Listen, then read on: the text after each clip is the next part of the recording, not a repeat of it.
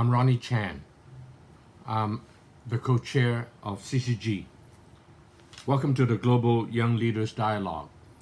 Dr. Henry Wong asked me to say a word to the younger generation. I belong to the baby boomer generation. I consider mine to be the most lucky, but at the same time also the most selfish. Consider this. My generation grew up in the post-World War II era, when the economy was rising quickly. Opportunities abound, jobs was everywhere, and if you have a bachelor's degree, even better, never have to worry about jobs. We grew up in an era of abundance of natural resources, and yet we are leaving to your generation a somewhat depleted world.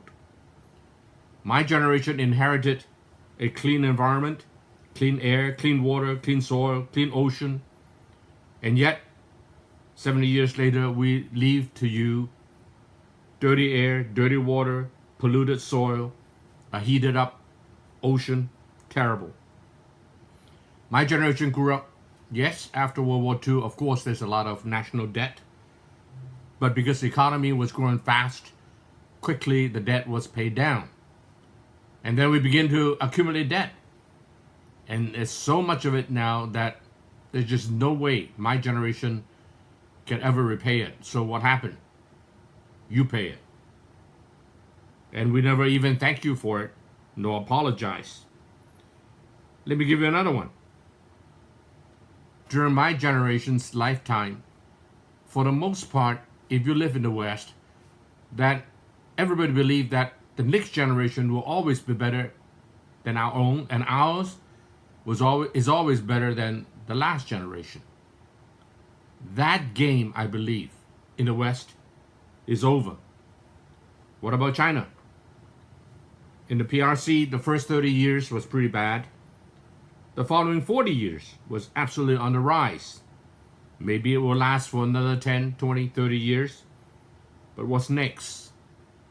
Consider another thing.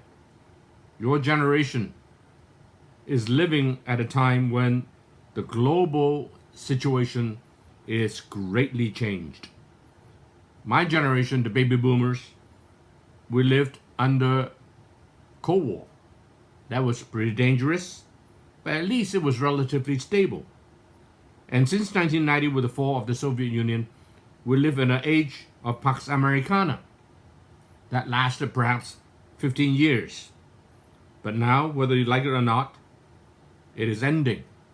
No one can cut down the Pax Americana. Only the United States itself can. How did they do it? Well, first of all, they cut down their own moral authority. They were fiscally irresponsible. And it is said that power corrupts, and absolute power corrupts absolutely. We usually apply that to domestic situation, which is true. But in the last 30 years or so, we have seen it happen in the international arena as well. Before 1990, for 190 years, the United States was involved in something like 1.1 military conflicts per year.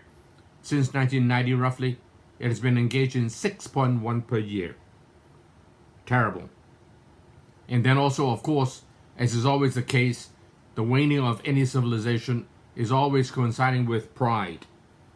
And so, the pride that is exhibited in the last couple of years by the United States is truly amazing. Then finally, America decided to pick on a fight that neither side is going to win. No, it's impossible for either side to win, and that is it took on China in an unnecessary way, because China, as far as I can tell, is very happy to play second fiddle if necessary. So what are we facing? We're facing a totally fragmented world that will degenerate into chaos. It's going to be a messy situation. Finally, we are looking at COVID-19, pandemics. In the past, pandemics happened every 5 to 10 years, but now it's more like every year or two at most. In the old days, it's always regional, but today is international, global. And part of the reason is the rapid urbanization that we've been seeing everywhere in the world. Then you have 5 other global issues. I will not go into the details. Suffice to say that, number 1, technology. Technology has done a lot of good things, but it also creates a lot of moral issues. What about standard setting? What about technology-driven terrorism? The second global issue is financial crisis. In the past, it is only financial, but in 2008, it almost brought about an economic collapse. I believe the reason, fundamental reason, is that in the West there is a wrong philosophy that to be bigger is better, to be faster is better, and to be freer is better. That's dangerous. They should learn from perhaps the Chinese, the way of the median, the middle way. The third global issue is the failure of multilateral international organizations, such as the ones started by the Bretton Woods. Those institutions are failing. Number 4, we're entering an age of reasoning receding, the receding of the age of reasoning. Many reasons: racial, religious, populism, degenerating democracy, and mental illness has been on the rise. Then finally, moral degradation.